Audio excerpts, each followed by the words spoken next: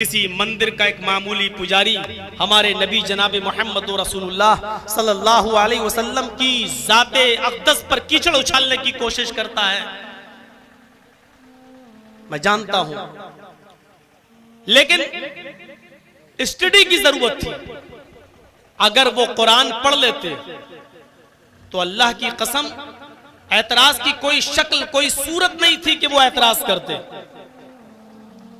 मोहम्मदुर रसूलुल्लाह सल्लल्लाहु अलैहि वसल्लम ने ये दीन ये कहा ही नहीं है कि इस्लाम हम जो लेकर आए हैं ये हमारी तरफ से नाफिज करदा नया दीन है, नहीं, यही दीन तो इब्राहिम का है, यही दीन तो नूह का है।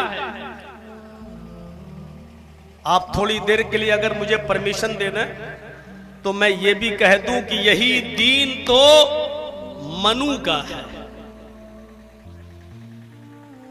नूह अलैहिस्सलाम को वेदों में मनु कहा गया है और मनुस्मृति अगर आप पढ़ेंगे तो मनुस्मृति में लिखा है कि मनु अपना पुत्र डूबने से नहीं बचा पाए। धरती से पानी आया, आकाश से पानी आया और मनु अपने जानवरों को और अनुयायियों को लेकर नाव में कश्ती में बैठ गए। मनु का पुत्र पर्वत पहाड़ के ऊपर चढ़ गया। मनु ने कहा, है मेरे पुत्र, मेरी कश्ती में मेरी नाव में आकर बैठ जा। आज ईश्वरीय प्रकोप तुझे नहीं बचा सकता, आज अल्लाह का अजाब तुझे नहीं बचा सकता। उसने कहा, मैं इतने ऊंचे पहाड़ पे चढ़ गया हूं, यहां तक पानी नहीं आएगा। मनु के आंखों के सामने मनु का पुत्र डूब के मर गया, यह मनुस्मृति में लिखा हुआ है। और मनु अपने पुत्र को नहीं बचा पाए। पूछो इन उलमा से जो स्टेज पर बैठे हुए हैं, जो वाकया मनुस्मृति में मनु के ताल्लुक से लिखा है, कुरान करीम में यही वाकया हजरत नूह अलैहिस्सलातु वस्सलाम के ताल्लुक से लिखा हुआ है कि नूह अलैहिस्सलातु वस्सलाम ने जब बद्दुआ दे दी, रब्बी ला तज़र अलल अर्ज़, ऐ अल्लाह इस जमीन के ऊपर, इस रुए जमीन के ऊपर कोई भी काफिर का घर बाकी मत छोड़। अगर तूने किसी एक घर को भी बाकी छोड़ दिया तो फासिक और फाजिर औलाद ही पैदा होगी, फासिक और फाजिर शख्स ही पैदा होगा। इस बद्दुआ के बाद जो हुआ, जमीन से पानी और आसमान से पानी, और नूह अलैहिस्सलाम का बेटा पहाड़ के ऊपर चढ़ गया और कहा, अल्लाह का अजाब यहां तक नहीं आएगा। कुरान पढ़ जाइए, हमें उस तरफ नहीं जाना, सिर्फ इशारा करना है। इस वाक़े से हमें पता चलता है कि जो वाक़या हमारे यहाँ नूह अलैहिस्सलातु वस्सलाम के ताल्लुक से आया है, वही वाक़या हिंदू धर्म की मनुस्मृति में मनु के ताल्लुक से लिखा है। एक और नजरिए से देखिए, सबसे पहले मूर्ति पूजा की जो शुरुआत हुई है, सबसे पहले हमारे यहाँ बताया गया है, मौलाना सफीउर रहमान साहब मुबारकपुरी रहमतुल्लाह अलैह की किताब पढ़ी रहीकुल मखतूम, कौम नूह से इसकी शुरुआत होती है। नूह अलैहिस्सलातु वस्सलाम की कौम ने नूह के इंतकाल के बाद अपने 5 बुजुर्गों की मूर्तियां बना ली थी, वद, सुवा, यगूस, यऊक, नस्र, और सबसे पहले इनकी मूर्तियों के सामने झुकना शुरू हुआ। मूर्ति पूजा की शुरुआत नूह अलैहिस्सलातु वस्सलाम के जमाने से, और हमें यह मालूम है कि हिंदू धर्म का ताल्लुक मनु से है, और हिंदू धर्म भी मनु के जमाने से मूर्ति पूजा करता हुआ चला आ रहा है। इसलिए बहुत गहरा ताल्लुक है हमारे हिंदू भाइयों का हजरत नूह से, या यूं कह लो कि मनु से। तो ये दीन तो मनु भी लाए थे। बुरा ना लगे तो थोड़ी देर के लिए कह दूं, ये वही दीन है, ऐ मोहम्मद सल्लल्लाहु अलैहि वसल्लम, जिस दीन को देकर हमने आपको भेजा। आपसे पहले ये दीन हमने नूह को दिया था, और नूह के बाद इब्राहिम, मूसा और ईसा।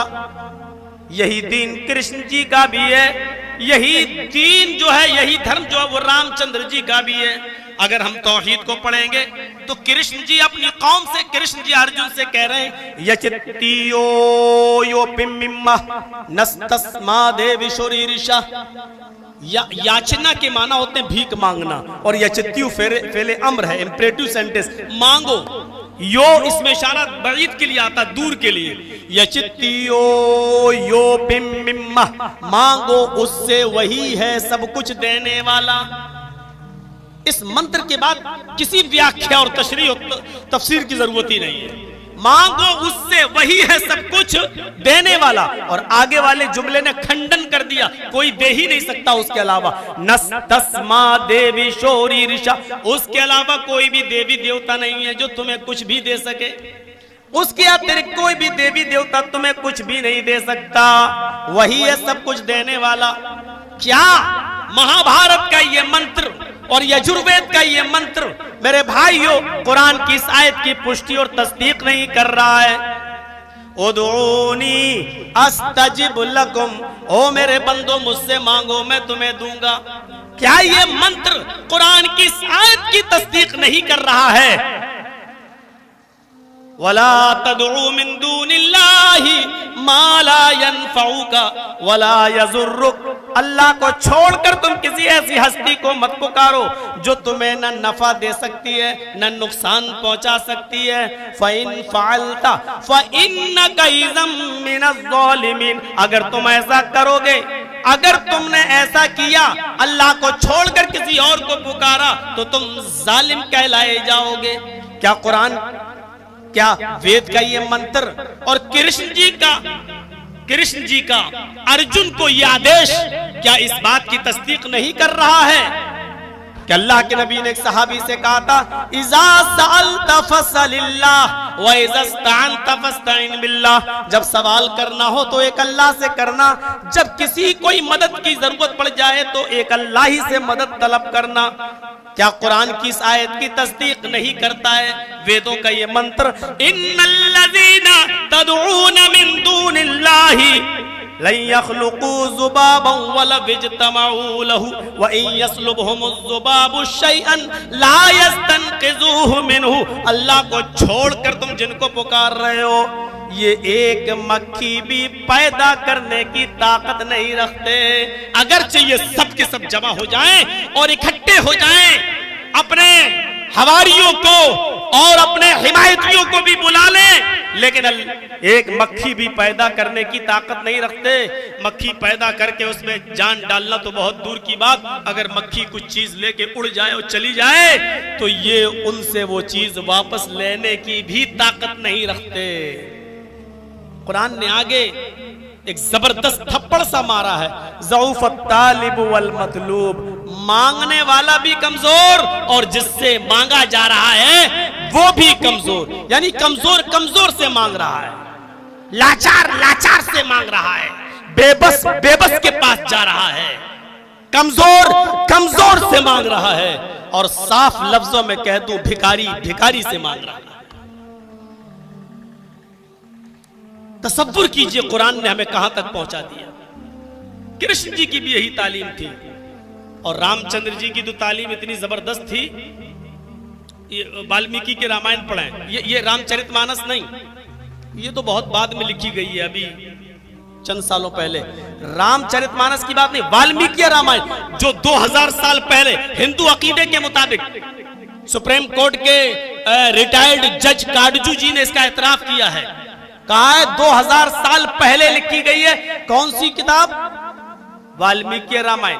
फिर मैं कह दे रहा हूं हिंदू अकीदे के मुताबिक उस रामायण में आज भी लिखा हुआ है कि जब हनुमान और लक्ष्मण जब सीता जी को श्रीलंका से लेके आए और सीता जी ने रामचंद्र जी के पैर छुए तो रामचंद्र जी ने अपनी पत्नी को अपने पैरों के सामने नहीं झुकने दिया, बल्कि पैर पकड़ के हाथ कांधा पकड़ के उठा लिया और उठा के कहा था, राम रामाय नमः, राम रामाय सत्यमस्ति, सीता मैं तेरा राम हूं, तेरे राम का राम है ऊपर वाला, राम रामाय नमः, तू अपने राम के सामने नमस्कार मत कर, अपने राम को नमः मत कर, अपने राम के सामने सर मत झुका, बल्कि उस राम के सामने सर झुकाओ जो तेरे राम का राम, राम रामाय नमः, राम के राम को नमस्कार करो, उस राम के सामने झुको जो तुम्हारे राम का भी राम है। अबू दाऊद के सफात पर यह मंजर देखिए कि कुछ लोग जब मुल्क शाम और हीरा की बस्ती से आए और आकर अल्लाह के नबी सल्लल्लाहु अलैहि वसल्लम से कहने लगे, अय अल्लाह के रसूल, हमने आज मुल्क शाम की बस्ती में एक अजीब नजारा देखा है, वहां के लोग अपने बादशाह को सजदा कर रहे हैं, तो क्या मैं आपको सजदा न करूं? आप सजदे के सबसे ज्यादा हकदार हैं, अय अल्लाह के रसूल, हम आपको सजदा करेंगे। आप इजाजत दीजिए, जब हीरा की बस्ती के लोग जब अपने बादशाहों के सामने झुक सकते हैं तो क्या हम अपने नबी को सजदा नहीं कर सकते? तो अल्लाह के नबी ने फरमाया, क्या तुम मेरी कब्र के पास से गुजरोगे तो सजदा करोगे? अल्लाह के नबी ने उनसे पूछा, अमररता बिकब्री अतसजुदु लहू, क्या तुम मेरी कब्र के पास से गुजरोगे तो सजदा करोगे?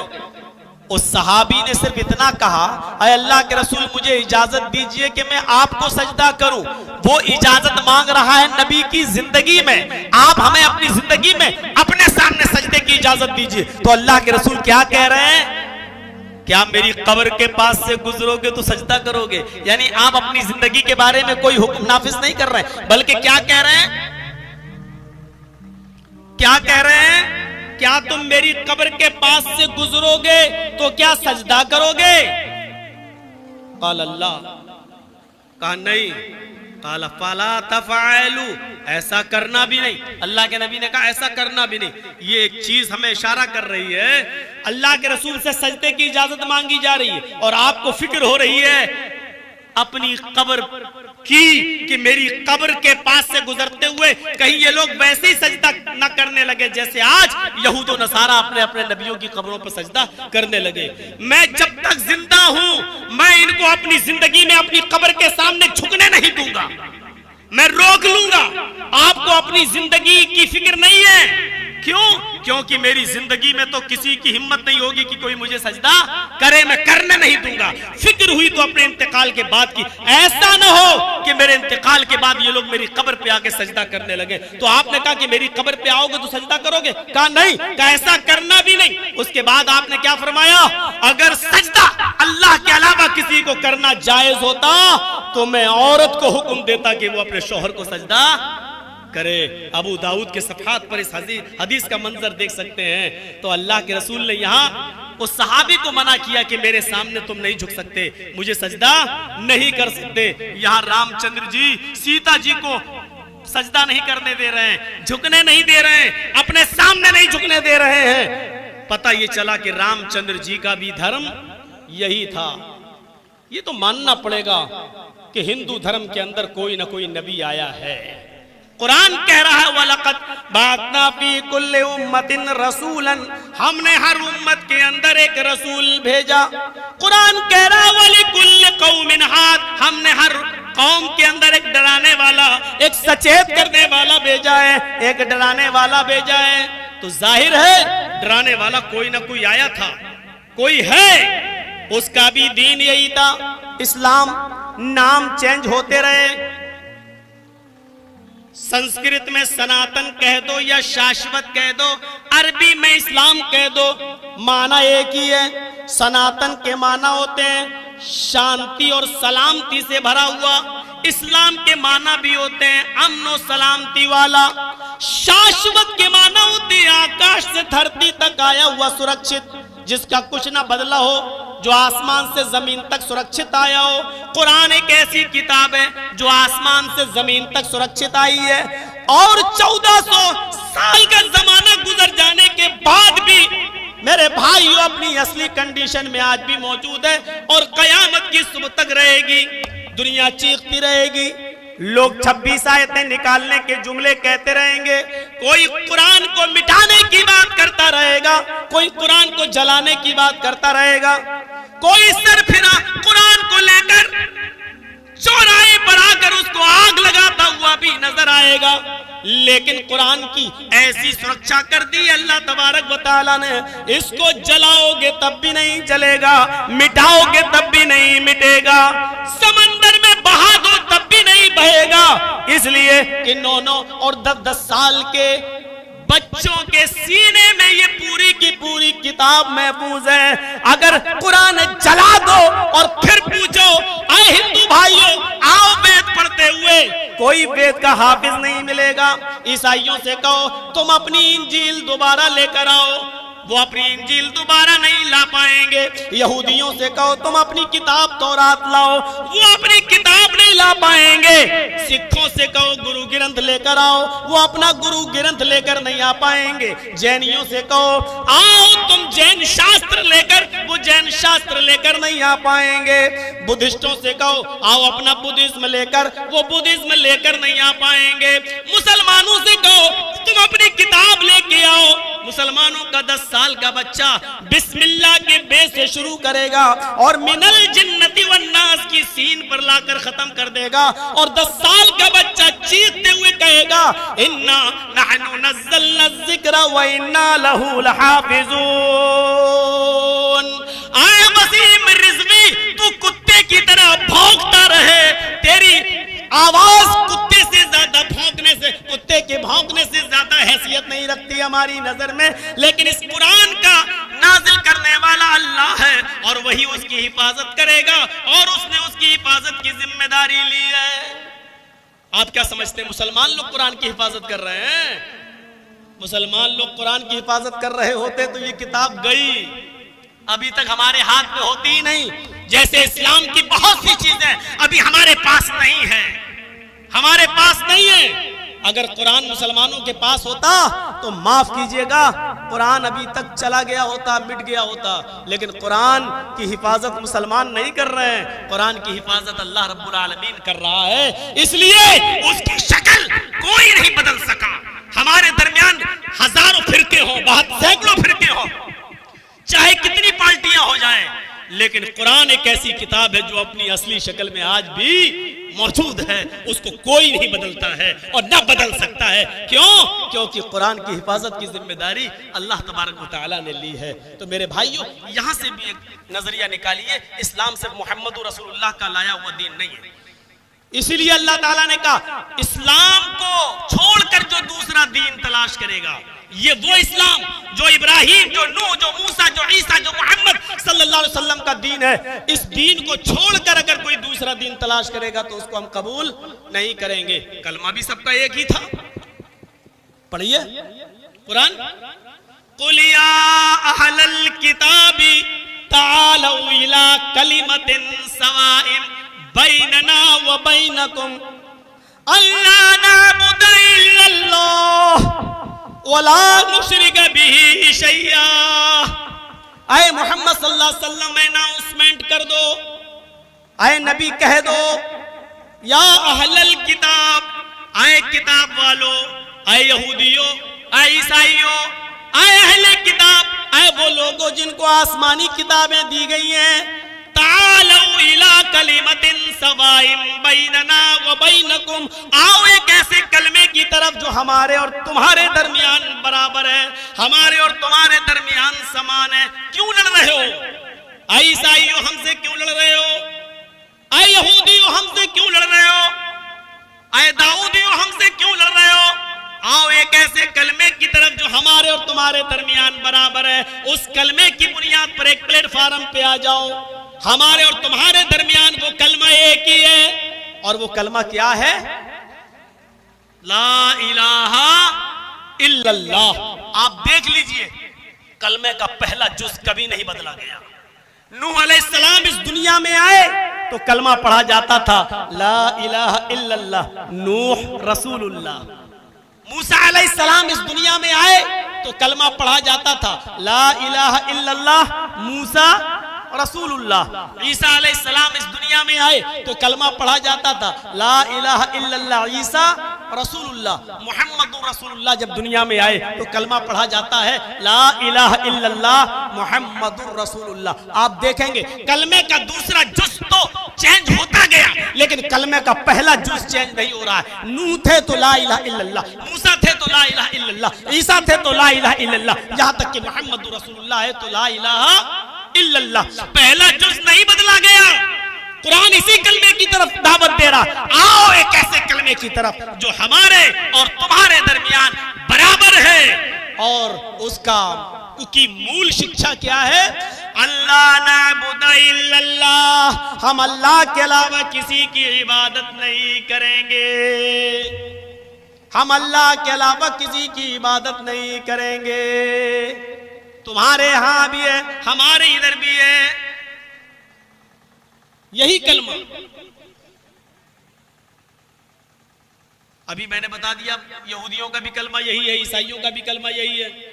रही हमारे हिंदू भाइयों की, तो हिंदू भाइयों में अरबी जबान में तो नहीं आया है, लेकिन कलमे के वर्ड वही है। एकम ब्रह्मा द्वितीय नास्ते ने नास्ते किंचन, एकम ब्रह्मा द्वितीय नास्ते, एक ही है ब्रह्मा, ब्रह्मांड का रचयिता और रचनाकार, क्रिएटर ऑफ यूनिवर्स, इस कायनात का खालिक एक ही है, द्वितीय नास्ते, दूसरा नहीं है। इससे ज्यादा और क्या स्पष्ट होगा? नेह बिल्कुल नहीं है, ना ना हरगिज नहीं है, किंचन जरा सा भी नहीं है। इस दुनिया का बनाने वाला एक ही है, दूसरा नहीं है, बिल्कुल नहीं है, हरगिज नहीं है, जरा सा भी नहीं है। और क्या चाहिए? अथर्ववेद के अंदर तो ये वर्ड ही ऐसे उतार दिया गया, ला इलाहा हरण पापन इल्लल्लाह परम पिदम। मेरे बेटे मरने से पहले ला इलाहा पढ़ लेना, हरण पापन, तुम्हारे पाप हरण हो जाएंगे, तुम्हारे पाप मिट जाएंगे। अल्लाह के नबी ने भी यही फरमाया, इन्नल इस्लाम यहदिमु मा कान क़ब्ला, इस्लाम ले आओ, कलमा पढ़ लो। माँ कबल, इस्लाम लाने से पहले तुमने जो गुनाह किए सारे के सारे गुनाह तुम्हारे खत्म हो जाएंगे, तुम्हारे गुनाह मिट जाएंगे। ला इलाहा इल्लल्लाह पढ़ लो, तुम्हारे पाप मिट जाएंगे। इसीलिए मैं कहता हूं इस्लाम सबसे अच्छा धर्म है, इसलिए कि ये आदम से लेकर मोहम्मद रसूलुल्लाह सल्लल्लाहु अलैहि वसल्लम तक लाए हुए सारे नबियों का दीन है। आज इलेक्शन का जमाना चल रहा बंगाल वगैरह में, तो जब इलेक्शन के दौर आते हैं, जमाना आता है, तो एक चीज बहुत ज्यादा उठती है। क्या उठती है? कि हमारा सबसे बड़ा धर्म है इंसानियत। आजकल बंगाल वालों से पूछो, आज ये वाली जो मीडिया दिखा रही है, इस पे आप 1% भी भरोसा मत करना। आज की मीडिया को तो ये भी नहीं मालूम कि हम अपनी बाप की असली औलाद हैं भी या नहीं है, इनको नहीं मालूम है। इन्होंने अपना बाप किसी और को बना दिया है। बिहार बंगाल में नाम ले सकता हूं, यहां नाम नहीं लूंगा। इन्होंने किसी और को अपना बाप बना लिया है। लेकिन जो सोशल मीडिया है उसमें देखिए आप, मैं 20 साल से बंगाल में जा रहा हूं, ऐसा भाईचारा मैंने पूरे भारत में कहीं नहीं देखा था। हिंदू मुस्लिम सिख ईसाई ऐसे भाई भाई बनकर रहते थे, ऐसे भाईचारा वहां का मशहूर। लेकिन उस भाईचारे में कैसी सेंध लगाई गई, कैसी सेंध लगाने की कोशिश की जा रही है, और किसी हद तक कामयाब भी हो रहे हैं, किसी हद तक, 100% नहीं, किसी हद तक कामयाब भी हो रहे हैं। लेकिन मेरे भाइयों, जब बात आती है तो क्या कहा जाता है, चाहे वो हिंदू है मुसलमान, हमारा धर्म है इंसानियत, हमारा धर्म है इंसानियत। हम ना हिंदू है ना मुसलमान, हम इंसान हैं। अच्छी बात है, कहना चाहिए। लेकिन सवाल ये पैदा होता है कि आइए हम ये देखें कि इंसानियत की तालीम और इंसानियत की शिक्षा भी हमें सबसे ज्यादा किस मजहब के अंदर मिलती है। आपने ये कहां से जाना है कि इंसानियत सबसे अच्छी होनी चाहिए, हमारा मजहब इंसानियत, ये भी तो बताने वाला कोई होना चाहिए। ये आपने कहां से सीखा? अगर आप कहें तो डंके की चोट पर मैं कह सकता हूं कि हमें एक दूसरे का दर्द हमारे दिलों में अगर किसी ने पैदा किया है तो ये भी है इस्लाम। पूरी बनी नौ इंसानियत पर को बाइज्जत निगाह से देखा गया है। कुरान ने ये नहीं कहा हमने आए मुसलमानों तुम्हें बाइज्जत बना दिया, ये नहीं कहा कुरान ने। कुरान पढ़िए, वलक़द कर्रमना बनी आदम व हमलनाहुम फिल बर्रि वल बहर वरज़क़नाहुम मिनत तय्यिबात। एक एक लफ्ज़ पर गौर कीजिए। अल्लाह रब्बुल आलमीन सारे बनी आदम से, सारी इंसानियत से कह रहा है वलक़द कर्रमना बनी आदम, आए आदम के बेटो है आदम की संतान, हमने तुम सबको मुअज़्ज़ज़ बना दिया, हमने तुम सबको बाइज्जत बना दिया। पूरी इंसानियत की इज्जत की अल्लाह तबारक व तआला ने। कुरान कह रहा है वलक़द कर्रमना बनी आदम, हमने बनी आदम को बाइज्जत बना दिया, मुकर्रम बना दिया। वहमलनाहुम फिल बर्रि वल बहर, और हमने उनको खुश्की में भी सवारियां दी हैं, और हमने उनको तरी में भी सवारियां दी है, समंदर में भी सवारियों पे सवार किया है, और खुश्की में भी आप देख लीजिए, घोड़ों का सफर, ऊंट का सफर, खच्चर का सफर, और अब मौजूदा जमाने में ट्रेन का सफर, बसों का सफर, 4 व्हीलर का सफर, बाइक का सफर, हवाई जहाज का सफर, हेलीकॉप्टर का सफर, हमने उनको खुश्की में भी हमने सवारियां दी हैं, और हमने उनको पानी में भी, समंदर में भी, तरी में भी हमने उनको सवारियां दी हैं। शिप, पानी के बड़े बड़े जहाज, नाव और कश्ती। वरज़क़नाहुम मिनत तय्यिबात, और हमने पाकीज़ा रिज़्क़ भी उनको दिया है। पाकीज़ा रिज़्क़, हलाल रोजी, पाकीज़ा रिज़्क़ भी हमने दिया है। ये सिर्फ इंसानों के साथ, और बनी नो इंसानियत। ये नहीं कहा अल्लाह ने कि हमने सिर्फ खुश्की पर और तरी पर मुसलमानों को सवार किया, उनको सवारियां दी, नहीं, पूरी बनी नो इंसानियत को। और ये नहीं कहा हमने सिर्फ